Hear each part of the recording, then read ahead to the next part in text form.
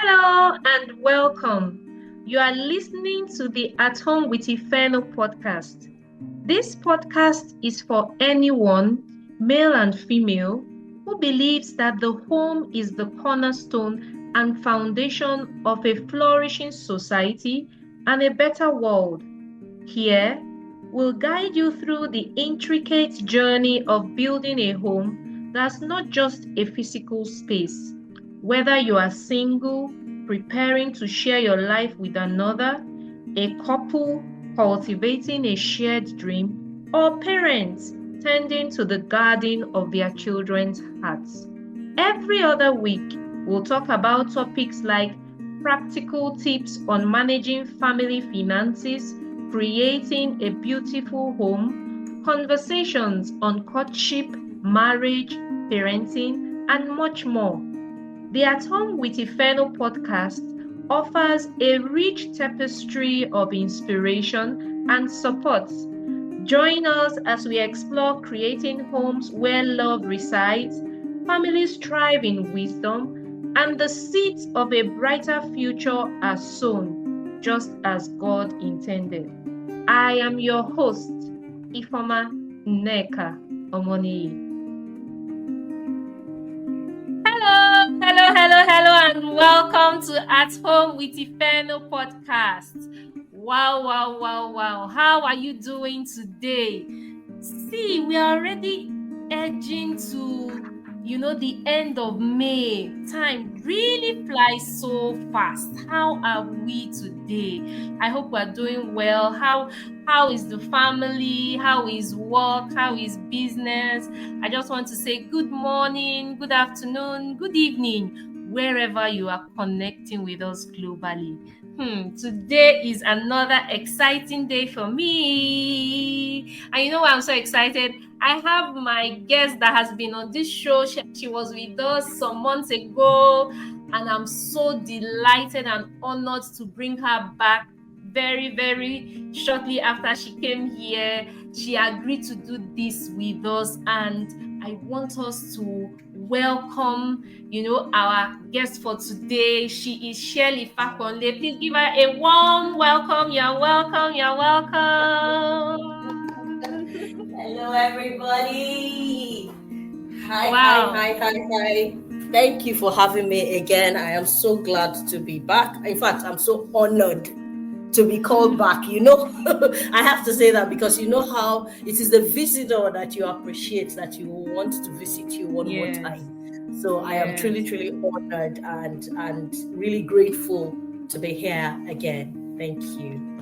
Thank you, Shirley, for doing this with us again. And I know that today's episode is something that will meet a need and that our listeners would not remain the same again. That what you will share here today is going to even transcend to generations that are yet unborn. Because what we are going to be dealing with today is something that is very common today in our world, and many people are struggling. They are trying to find their feet on how they can deal with this. So thank you for honoring our invitation and coming back again. Thank you. So I just want us to start with our conversation because I know you have a lot to share with us, and I know you are going to share relatable experiences that you have overcome even as you take today's topic. Our topic for today is finding your inner champion. Finding your inner champion. When you got this topic, Shirley, honestly, what came to your mind? Please, I want you to be as vulnerable and free. That's why we called you back.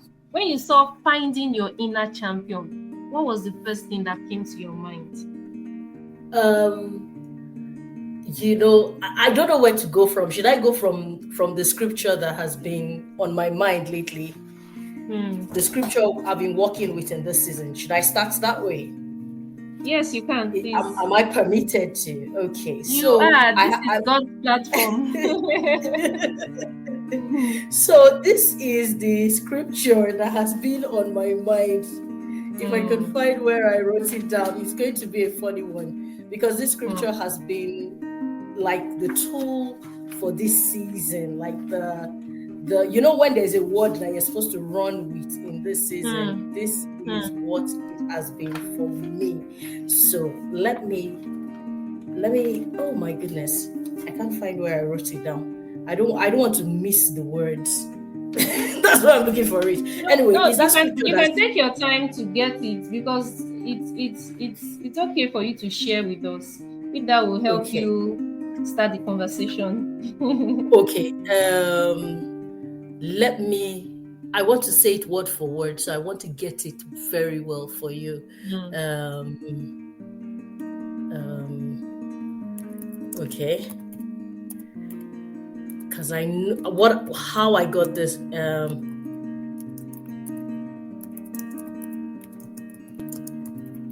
Okay.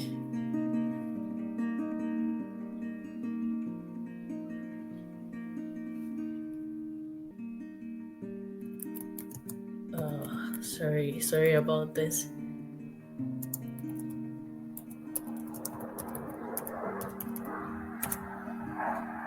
I scribbled it somewhere. I'm trying to be beautiful. I found it. It is Jeremiah 13:19. So this is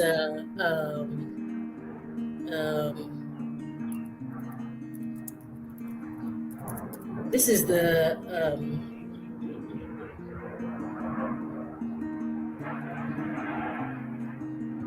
this is the word that came, and it came in King James Version. It came in NIV version. So it came in NIV version, and it said, "From them from them will come songs of thanksgiving and sounds of rejoicing, and I'll add to their numbers, and they shall not be decreased. I will bring them honor, and they will not be disdained." The King James Version says that they will not. He said, "I will, out of them shall proceed thanksgiving, and the voice of them that make merry. And I will multiply them, and they shall not be few. I will also glorify them, and they shall not be small." This is a promise of abundance. This is a promise of growth. This is a promise of hope. This is a promise to you and I that you will not be small. So when I got this topic, so let me go back to the topic. When I got this topic, and it says finding your inner champion. Honestly, I had to look for the meaning of champion. It's not like, when you know a word very well, but just in case it has another meaning. And I was like, finding your inner champion.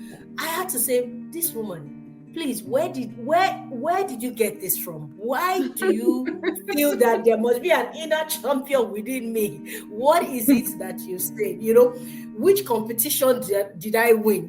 Which sports did I do? Where did I get this title? Who did I defend? What did I defend? Who did I support? What cause did I stand for? What is the idea that I promoted? And I found out that every single one of us has an inner champion. Wow. What makes us not to know about it is how we have measured that champion.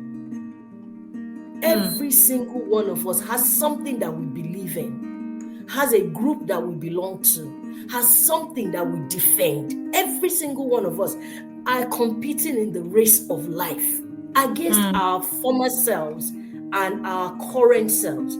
Every one of us are evolving in our vision. Cindy Tree, in her book Hello Tomorrow, puts it this way. She says, vision calls out for your past to participate in your future.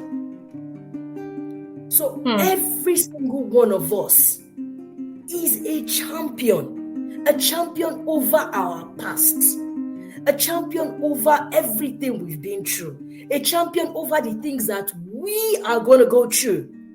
Because the conqueror that we say we are more than is inside of us.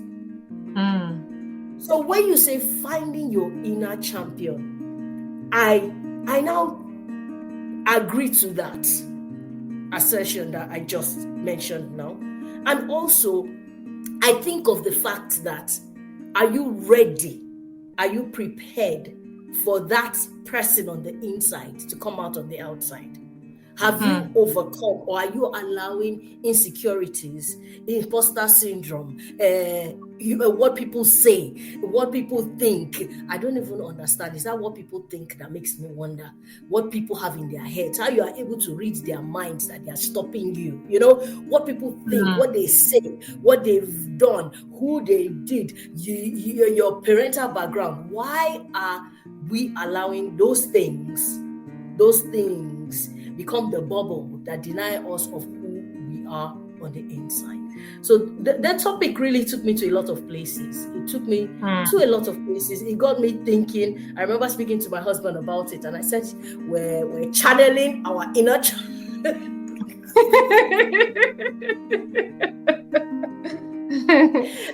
The man shook his head.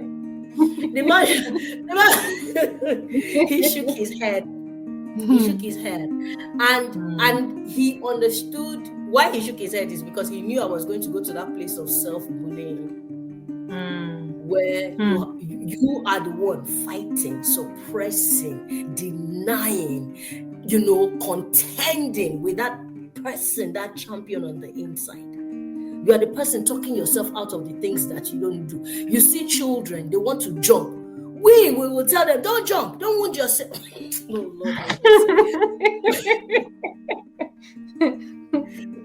We use our fears, we use our experiences, we use our doubts, our self-doubt to judge the possibilities and the abilities of our children. The same way we use our past experience to judge who we have become and who we are becoming. Oh, I failed this thing in the past, so I cannot. In this current, I don't want to waste my money. I don't want to try. I don't want to attempt because of past experiences. Who? Let me give you an example. A personal example. Let me use womanhood, for instance. In womanhood, if you had a traumatic birth, you have 2 kids, right? Yeah. If you ever had a traumatic birth in your first child, will it stop? Did it stop you from having your second child? You held on to the word that every birth is different, right? Yeah. And that is what has happened to every single woman who has had more than one child. Like, it can't be the same, or it's going to be the same. There are 2 different personalities. The journey is going to be different. So that in itself is one of the things that we have to hold on to. We have to hold on to hope. We have to hold on to believe that, that person on the inside is definitely greater. You know that scripture that says, greater is he that is in me than he that is in the world. That is in the world. So what is on the outside, what is on the inside is definitely greater than what is on the outside. So who is in you? A conqueror. Who is in you? A victor. Who is in you? A champion. Wow. The champion of the universe is inside of you. Excuse me, I don't know. What else are you looking for on the outside? Everything that you have is on the inside of you. Another illustration. I personally had got the revelation of this particular story. You know the woman with the pot of oil? Who everything she had was inside her house. Everything she needed was inside. And she said she had nothing. She said she had nothing. She said she had to borrow for the thing that is inside the house. And I call myself the woman with the pot of oil. I call myself that woman every time I come to a roadblock, or every time I have a season of it looks like scarcity or lack. I look inside. You know how you look inside your freezer? You look inside the cupboard. You start to find things. I look inside.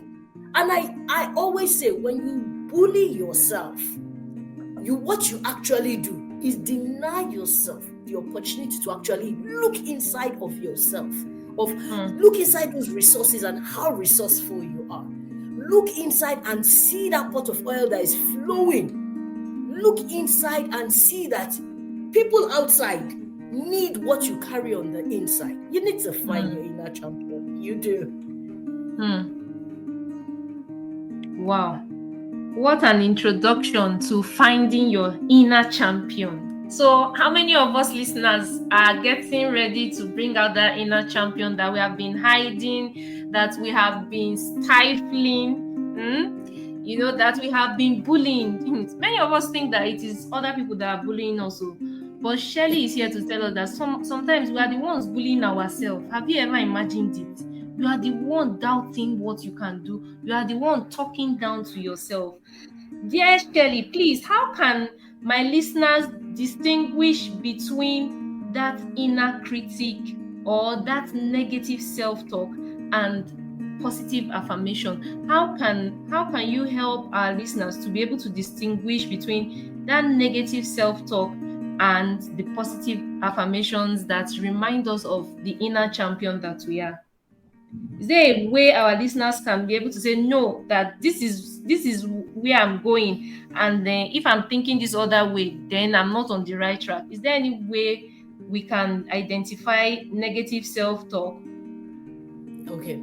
There's something. Well, the thing is, we all know about affirmations and positivity and all that. But I'm going to go answer this question from this point, because to be honest, most of us are positive people.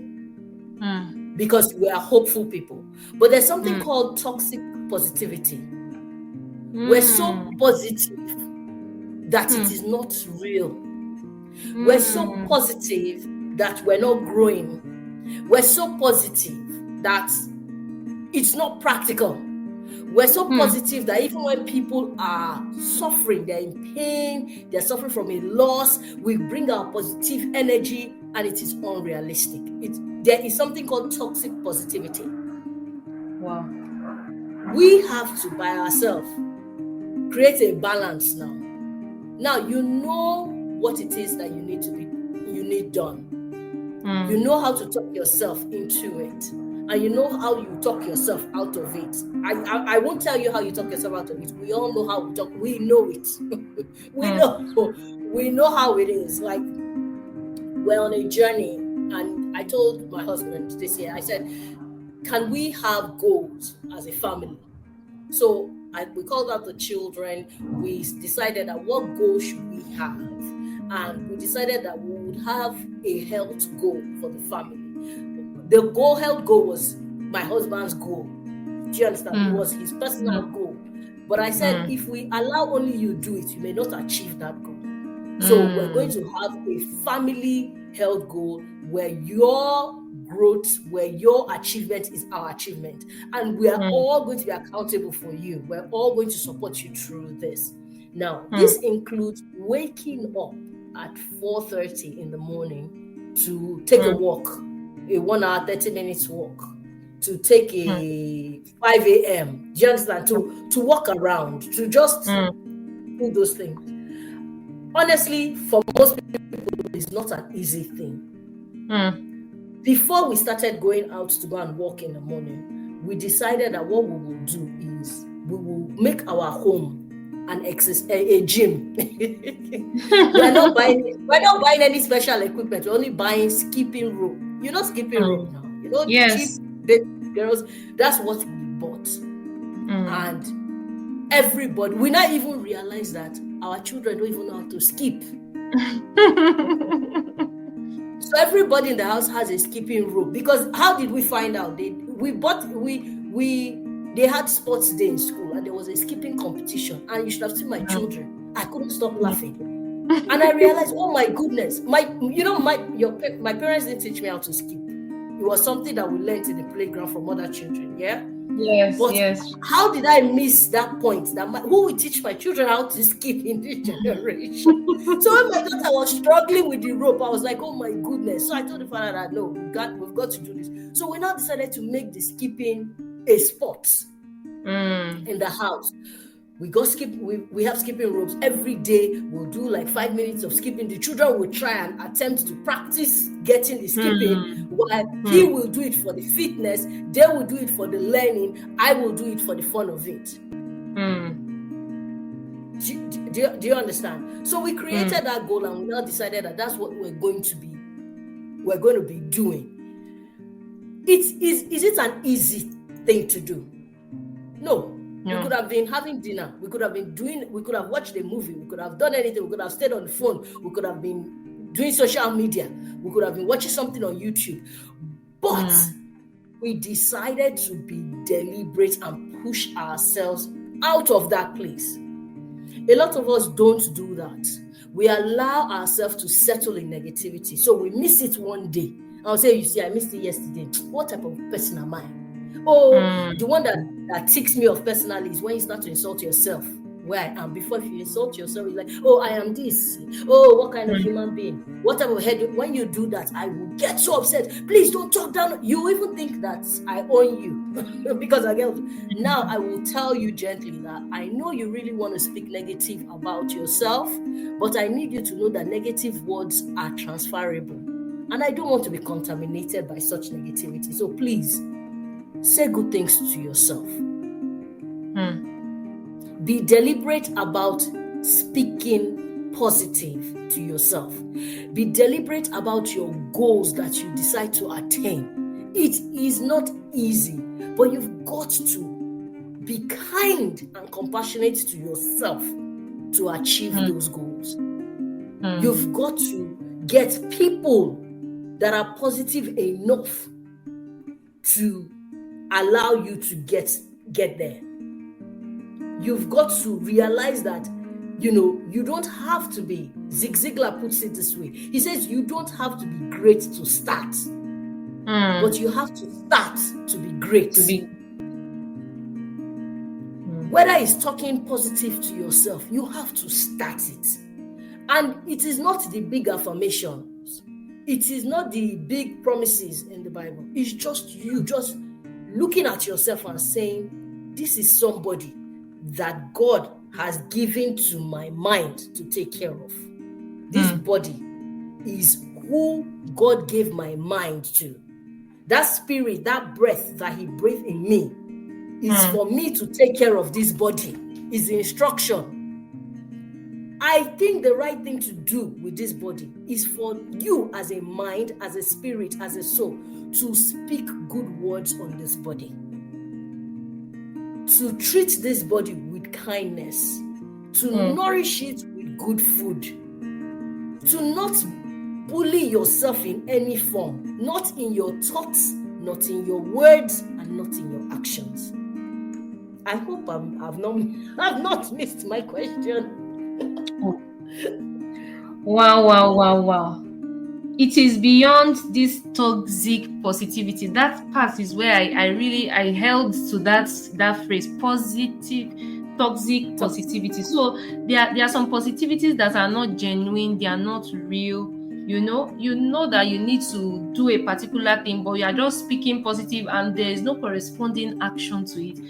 And it will not take you anywhere. It will not make you find that inner champion that is in you. So please, dear listener, let's take whatever we have set out personally, and Shirley has encouraged us as a family. We can bring those personal goals and make it realistic and achievable by having our family members to be our accountability partners, so that that inner champion in every one of us in our homes, the children, the husband and the wife, despite the setback. Yes, you missed it today, doesn't mean you should not continue tomorrow. I'm sure Shirley will not say there were not some days where they couldn't skip. Does that mean we should not continue? No, we just have to keep at it. And when you do it collaborating with our family members, with people around us that have also shared values with us,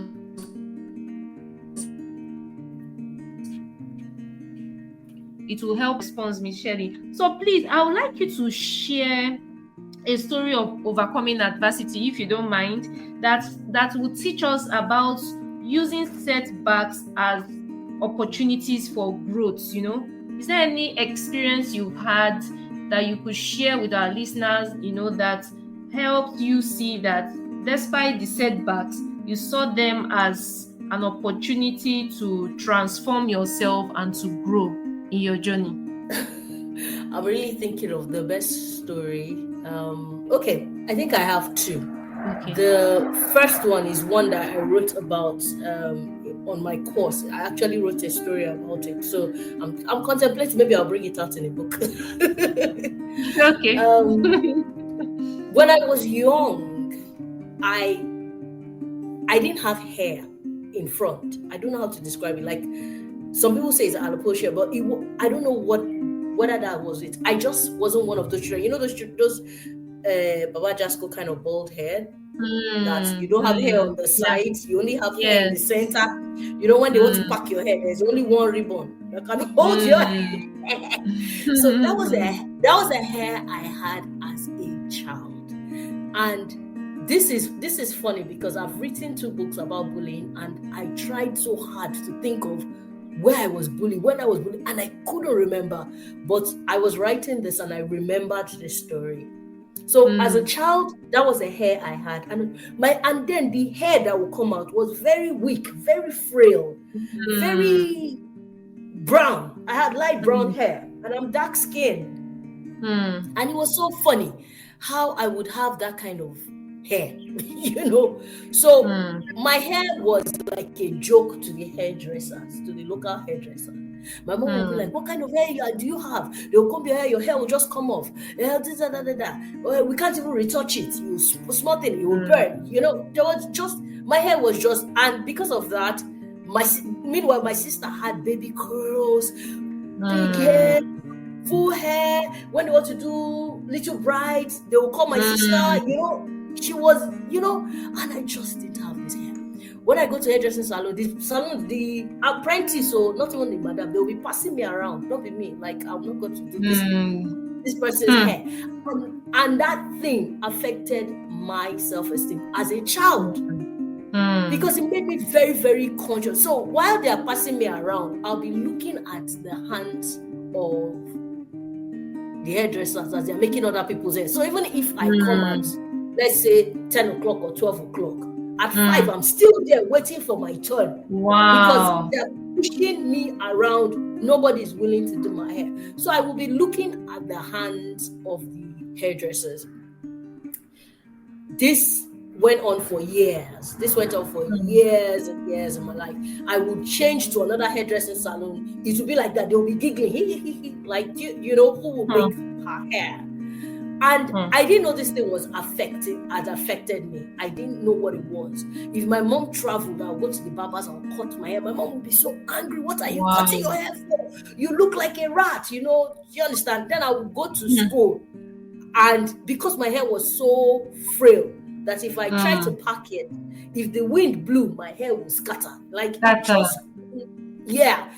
It was so funny that my mom used to say my hair looked like a rat. And when I got to school, one of the boys in school said to me, I have a joke. And then he pointed at me. People were there. He said, "What do you call a rat with an attitude?" Wow. And then everybody was looking. And then he now said, "Ratitude." So everybody started laughing. So it now became like a kind of like a code name. I didn't know that was what they called me, but it was just like a code name. So it was to them it was funny, but it affected my self-esteem until one day I went to the salon and I met empty salon, posh salon. I went inside and I saw this lady, and it was a new salon, and it turned out that the hairdresser was a man. And this man now saw me. He now said, "Yes, what do I want to do?" I said I wanted to retouch my hair. He was like, "Oh, this thing is not good for your hair." He now said, "Come, let me touch your hair." And then he says this in broken English. He says, "Hi, you go don't suffer because of this kind of hair when you get shy." You know, and immediately said I busted out and started crying. And he said, "You know what? I go do your hair. I go get good product. I go get everything. You go to come so time to come and get your hair done." In 3 years, I forgot this story. I just remembered a couple of months ago because I had to write it as my final in my MA in creative writing. I had to write a story. I remember because in 3 years, the memory of that humiliation was wiped away. I forgot that I was ever humiliated. I forgot I was ever pain. Now, you would say, what does that have to do with overcoming, you know, such adversity. But sometimes we overcome when people show us kindness. We overcome by the goodwill of others. And that brings me to the question, has anybody overcome because of you? Has anybody, because you are sitting down, you are waiting, you are saying it's me that they did this to in church, it's me that they did this at work, this is what they did to me when I was a child. But right now, without thinking too hard, who has overcome something because of you? When he took this thing, he decided, don't use that relaxer your mom is buying for you. You know, your mom will buy you the relaxer that she can afford. He started using a pack, like a different, more expensive relaxer. Started creating creams for my hair. Started doing things. Started telling me. In fact, he even said, you know, the weave. Come, I will teach my girl how she would weave the hair for it to grow.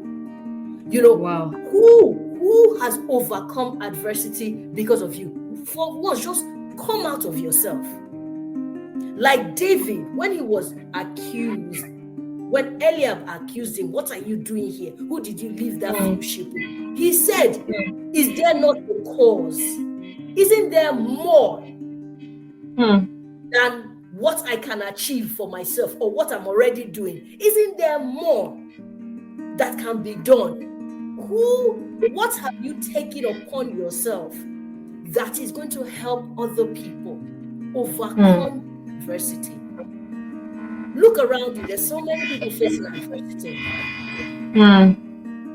There's so many people facing pain. There's so many people facing different things. Who have you been able to assist?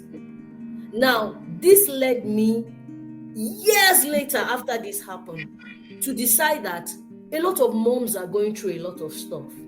A lot of women are going through low self-esteem. A lot of women are going through pain. A lot of women are going through childhood trauma. A lot of women are struggling with parenting. A lot of women are struggling with just being healthy. A lot of women are struggling to speak out for themselves. A lot of women are struggling with friendships. Have I struggled with these things? Yes, at one point in my life. But instead of sitting down and thinking, okay, let me solve it for myself, I decided, let's overcome as a community. And that's how the Mother's Day Out came about. And today we're growing. Our WhatsApp group is growing organically. Like our WhatsApp group is growing organically. Where I am personally in a different location. And the people in the location are asking, when are you starting it here? Who have you decided to remove your own issues for and help them overcome their adversity? David took aside the fact that he was at the backside of the desert. He took aside the fact that his father did not think he was relevant enough to be mentioned. He took aside the fact that Eliab disrespected him in front of people. He took aside that and decided that, you know what? This is a giant attacking the people of God. I am going to fight this giant. He forgot self-preservation. He forgot about, we always look at him as a hero. He forgot himself and thought about the people and God. Who have you looked at them, their situation, and thought about them and God? That is how I want you to look at adversity now. That is the perspective I want you to see. Esther looked at it. Even when Mordecai told her, you are here for such a time as this, she decided, you know what, pray for me. I'm going to fast. I'm going to do this. Because of a people, there is a people that you are assigned to. The adversity is not yours. There is a people that you are assigned to. You need to look beyond your own personal adversity and look for the people that you can help in their own adversity. And don't even say it's money that will do it.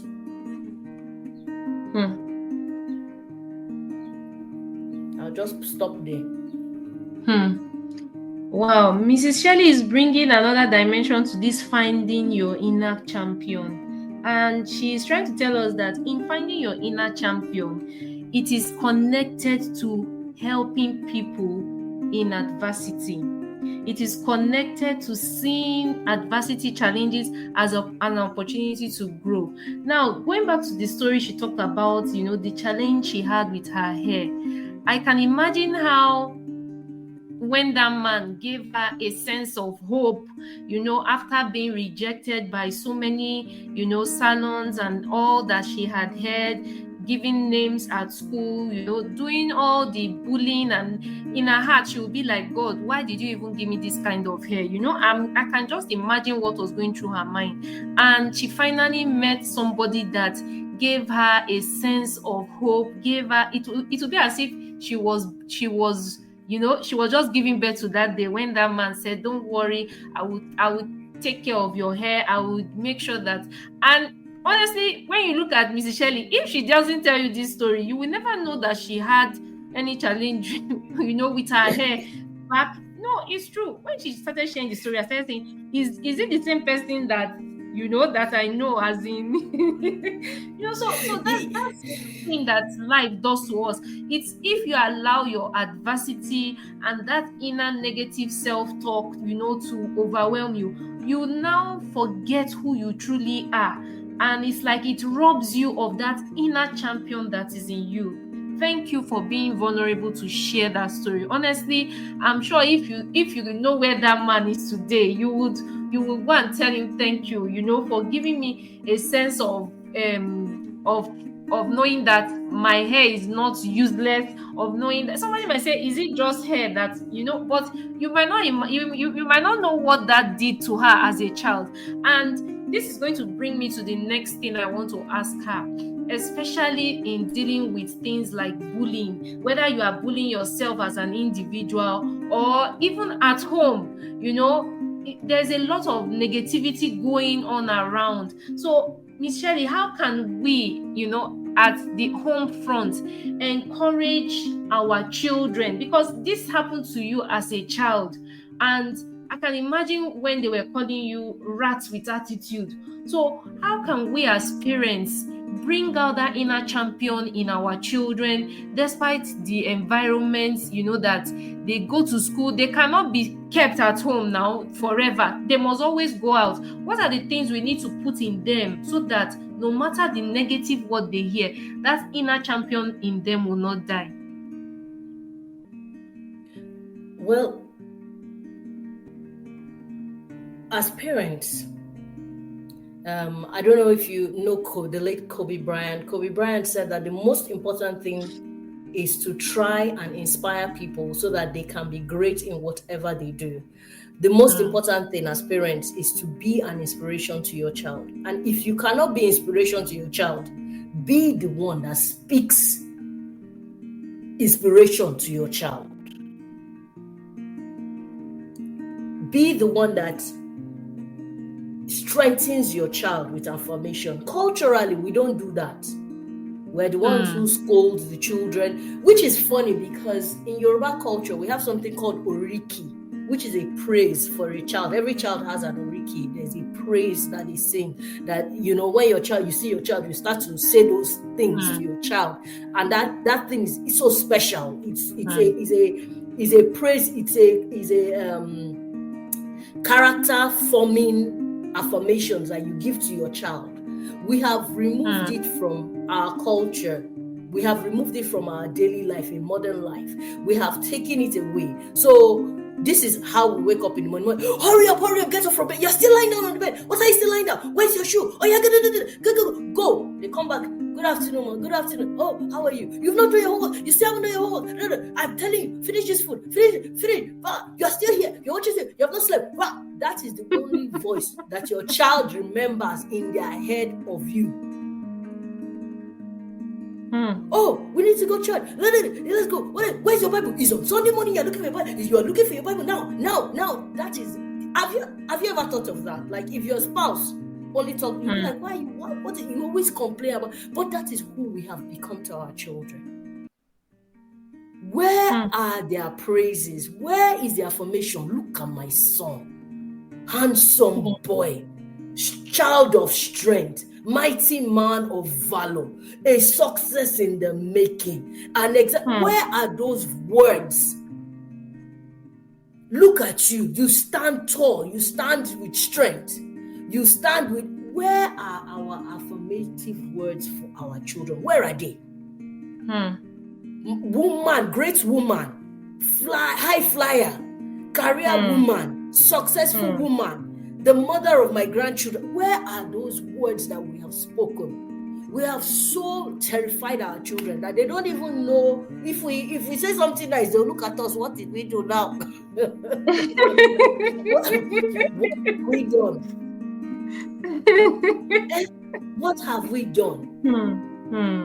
We owe it to our children to speak good of them. We owe it to our children to affirm them. We owe it to our children to be safe spaces. We owe it to our children to be where they run to when the world has beaten, battered, and dealt with them. We owe it to our children to be the place of trust where they can feel free to tell you what happened today.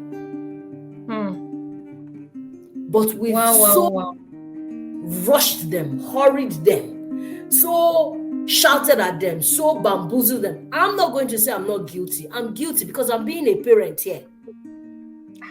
As you're saying it, I'm just shaking my head to myself.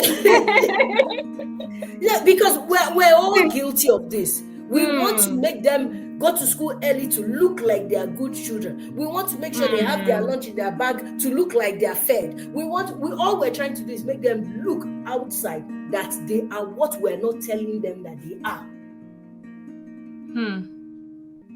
And when we continue this, do you know where the bullies then? We become the bullies as parents. We're the ones harassing them with our words, harassing them with our action, demanding of them who they cannot become because we've never spoken who we want them to become to them.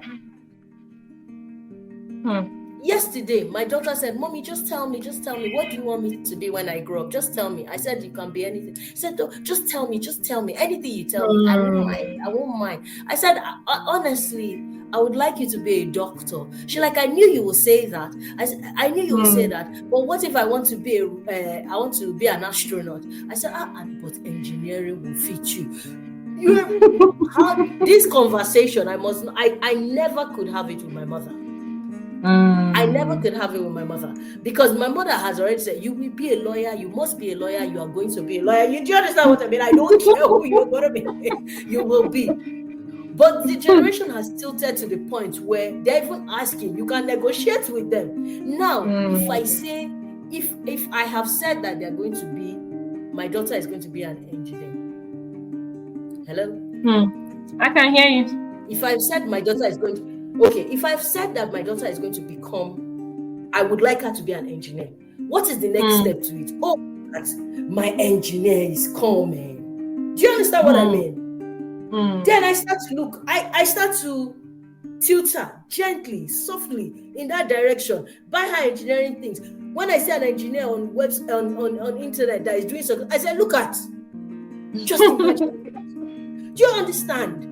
Let's stop bullying our children. Let's start affirming them.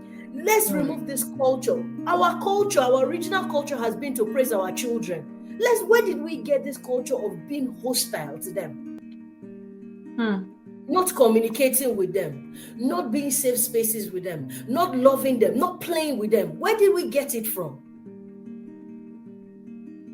Not singing with them. We've even removed a lot of things from the house. Have you ever? I have a 2-year-old, and yesterday I decided that I'm going to start singing out, worshiping loudly. Before I knew it, he was repeating the song, the part, because he had heard me sing it over and over. And that was how we picked a lot of songs as children from our parents. A lot of morning devotion choruses, a lot of things. It was what they sang that we picked. Some of us, we were not allowed to speak vernacular at home. But the songs that they sang in our local languages, we know them very well. Because we now, in this modern culture, what are we doing as parents, really? I'm tempted to write a book for parents as bullies, but I'm a parent myself. You will be the first buyer of the book. You will buy the book when you write it.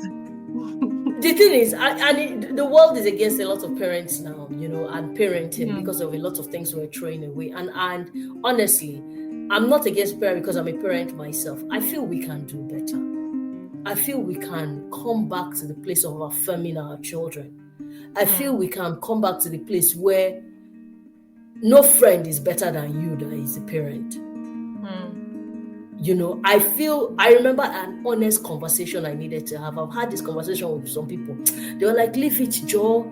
It doesn't matter, Joe. And I decided that let me have it with my mom. My mother gave me a no-holds-barred opinion. She didn't look like I'm your child, let me pet you. And what she told me was what I needed to hear.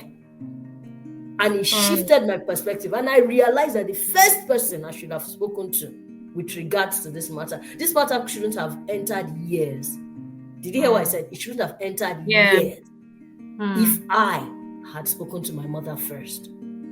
Can your parents speak to you first? Can your children speak to you first? Can they? If they can't, my friend, don't be a bully to your children. Wow. Before we wrap up this conversation of finding your inner champion, now we've talked about the children. Before the children came, it was husband and wife, and sometimes responsibilities, over the years, as the years trickle down, it looks like the honeymoon that came up after the wedding has faded away.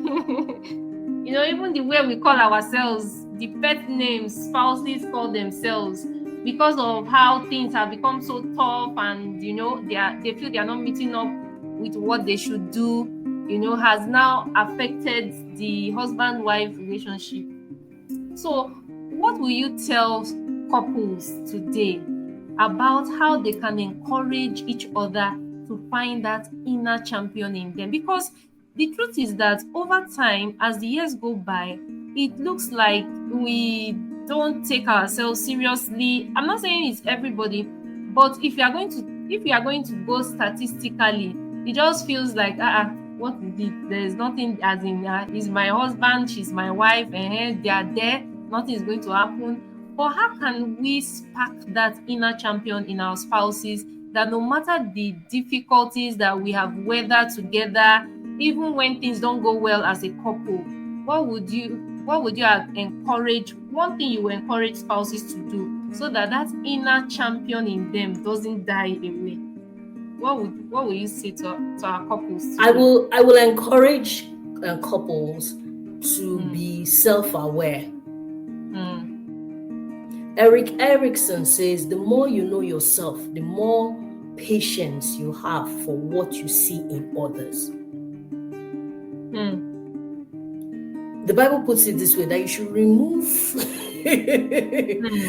stop, this, while you are looking at the speck in someone else, there's a log in yours. You're trying to remove. You've got to become self-aware. You are not a superhero.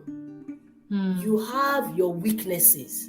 Once you are aware of, I have my weaknesses, you will immediately see that the other person has weaknesses too.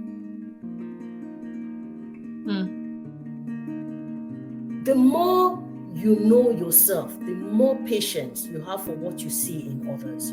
You become more patient with that person. Once you see the place of your struggle, this is where I'm struggling.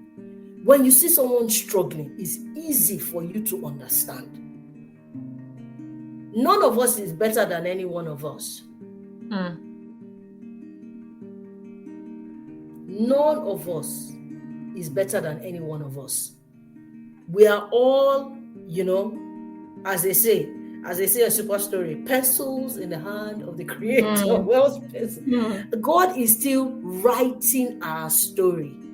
God is still making us into who he wants us to become. But when we begin to identify ourselves as couples, we need to exercise patience for each other. We need to deliberately have couple goals. I see a lot of couples, the woman is driven, the man is driven. They look like everything is okay, but their goals are independent of each other. They have career goals. Everybody has their own thing. I'm not against you having your own thing. What I'm against is when, as a family, you don't have the family's own thing. Okay? We all should have our own thing, and then we bring it together into our. So we have to have goals that are together, as well as individual goals. Sometimes, even if we only have together goals, there's a problem, because we need to have individual goals as well. We must have a why. Why are we together as a family? Why? Why? Victor E. Frankl says, those who have a why to live can bear almost anyhow. Why did we come together as man and wife? Why? If we know our why, then we will know how we can make it work. Why? Is it to procreate? Is it to make an impact? Is it to be an exemplary family? Is it to help other families? Is it to further the gospel? What exactly has brought us together?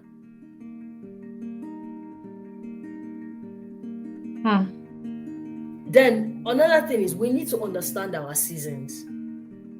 Our seasons of plenty, our seasons of adversity, our seasons of love, our seasons of for every Ecclesiastic says there's time and season for everything.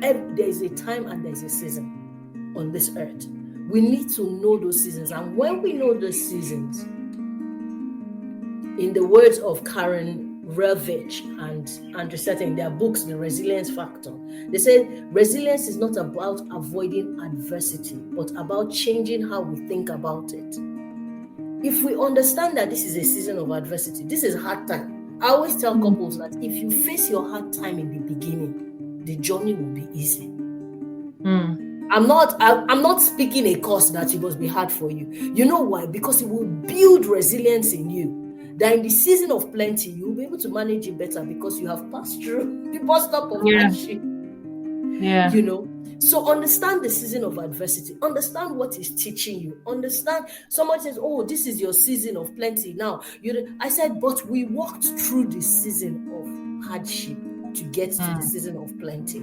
Now that we're in the season of plenty, we must not erase the season of hardship. Everything that we will plan is from the lessons we learned in that season. Understand the season of adversity and what it's teaching us. It's teaching you resilience. It's teaching you how to build. It's teaching you how to focus. It's teaching you how to be vulnerable. It's teaching you how to transform. It's teaching you how to build for the future. Those are what they're teaching you. And then don't get carried away with the seasons of adversity. So many people faced adversity. Adversity. A Bible example is Joseph. Joseph faced adversity as an individual in different stages of his life. In fact, his adversities, the stories of his adversity, we know more of it than his story of. Do you understand? Like he faced adversities, his enjoyment from his home. He was a major victim of sibling rivalry. And sibling rivalry affects a lot of people in marriages, because you come into a marriage where one of the spouses has been going through sibling rivalry right from before you guys came together. You just find yourself on his side. You are now on that person's side. So you cannot associate with the siblings how you would want to because of that. Now that you found yourself in that place of sibling rivalry, what do? Are you going to just sit down and say, okay, my husband does not get along with his sisters, so that's their business, I'm not going to get along with his sisters? Or are you going to wisely inquire, wisely create a future for your children that is not filled with discord and hatred? Wisely become the wise woman that builds her home, and make sure that you are not fueling a generational curse in your home, in the sense that you're not allowing your children to also have that sibling rivalry. You know, so Joseph went through that. Joseph went to Potiphar's house. He faced another temptation over there. That's another thing. that he faced. As a couple, there will be temptations as a couple. What do? Do you have values that you have set in place that this is a no matter what it is, it's a no? Because there will always be someone finer than your spouse, richer than your spouse, nicer than your spouse. Yeah. There will always be somebody who is better than your spouse. But have you set in place that this is a family value? This is the person I make this to, the vow to, and I'm not going to bend it. I'm not going to go and have emotional relationships outside. I'm not going to go and give the respect I should bring into my home to somebody else. You know, looking at his Joseph again. Joseph had to go to the prison where he's now locked up. He is not a free man. We're going to go through seasons where we feel like we're in obscurity. We're going to feel like we cannot. And it happens in marriage sometimes. You know, when you had your own, you were okay. A lot of women have this story. And then you now get married. And then, you know, or a man, you were okay. You had everything was going. You now get married. Now, things are not as they were. Which you should accept, because things will not remain as they were when you come together as a couple. I'm not saying that you will not have plenty. But some people, when they come together as a couple, they have plenty. And things are not as they were. But when things are not as they were, what do you do then? What is your prayer at that point? Lord, remember that there was a time things were like this. But then I can trust you enough for a season where things will be better. Still looking at Joseph's story. The same Joseph came out of prison, served the king. So his story is getting better. But Joseph had to face what most of us, the most hardest thing, that we need grace, because there's no instruction manual to how to go about it. Joseph had to face forgiving his brothers. The late Pastor Bimbo Otuechere puts it this way. She says, marriage is two forgivers living together. Marriage is two forgivers living together. As couples, it's going to be hard. He will talk to you rudely. You will talk rudely to yourself. He will deny you of certain things. There's some things you will sacrifice. There's some things you have to learn to forgive. You have to see it as how Joseph saw it. That God allowed this to happen to save my family. God allowed me to be silent when I should have spoken to save my family. God allowed me to speak out to save my family.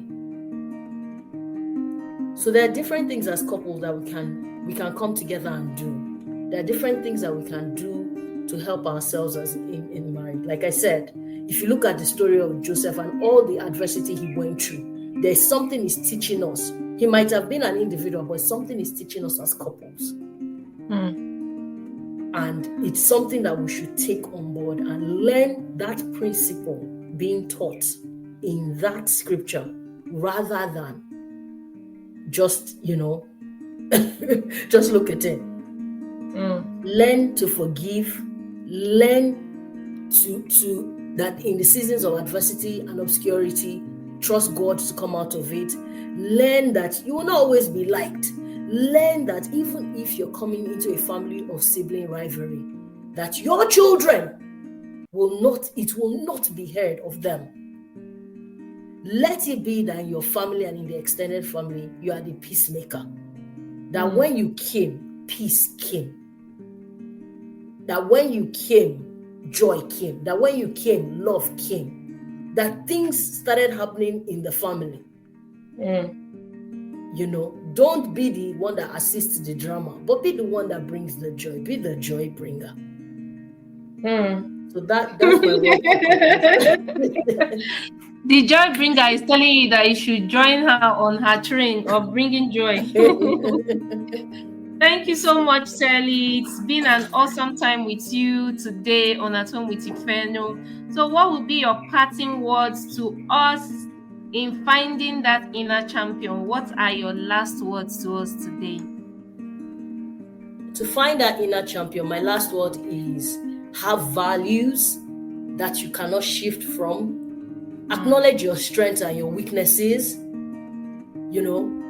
Also cultivate resilience. Resilience, you will not know you are resilient until you face something that requires you to be resilient.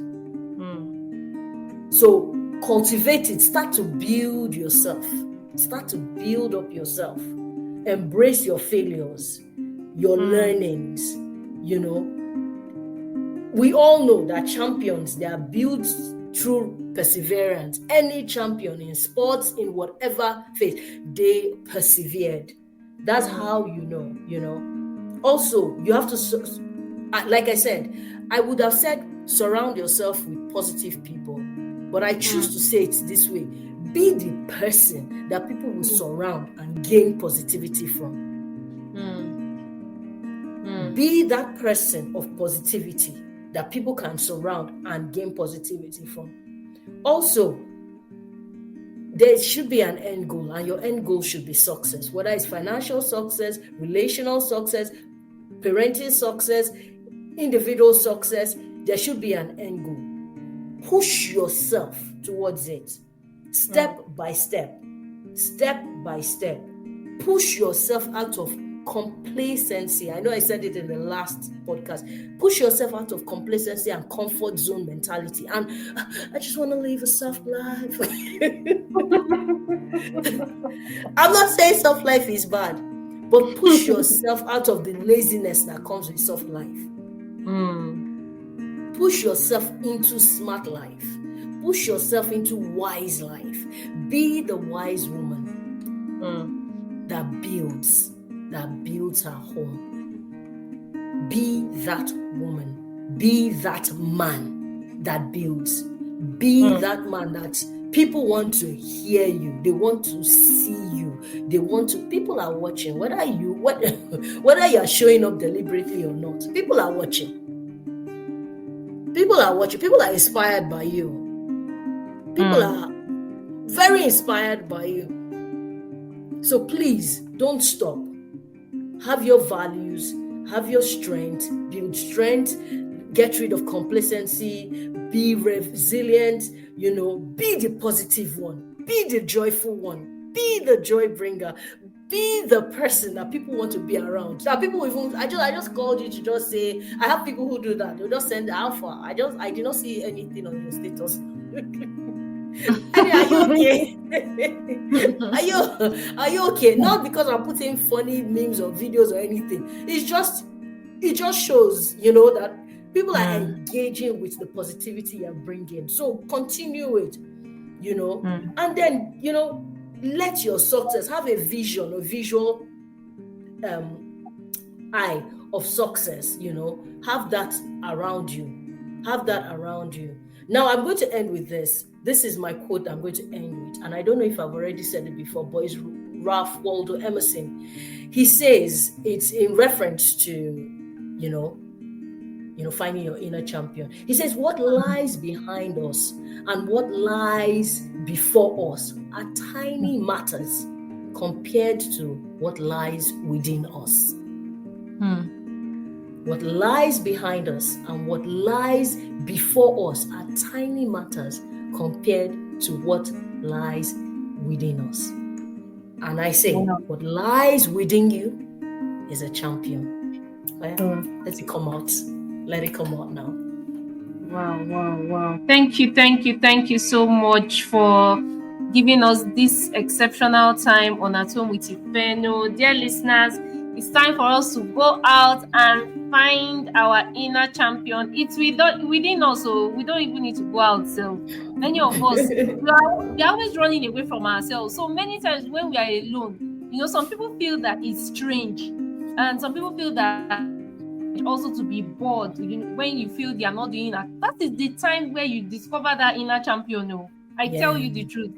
You need to develop that skill of enjoying yourself alone with nobody. There's nothing bad about that, as long as you are not thinking negativity. Sometimes until you just sit still and thoughts start running through your mind, you now start discovering things that maybe you have left, undone. You discover yourself. So please find that inner champion. Every one of us, we have it in there, and let's make our world a better place. Thank you so much, Mrs. Shirley. I'm so excited. Thank you for giving us 2-time visit on At Home with Ifeno this year. I need to look for the award to give you. Thank you so much. We are very grateful. Thank you, and God bless you. Amen. Thanks for joining us this week on the At Home with Ifeno podcast. Check us out on Instagram at Ifeno17 and on YouTube at Home with Ifeno podcast. Subscribe to our YouTube channel to catch every new episode and leave us a comment so we can build a strong community. See you in 2 weeks' time.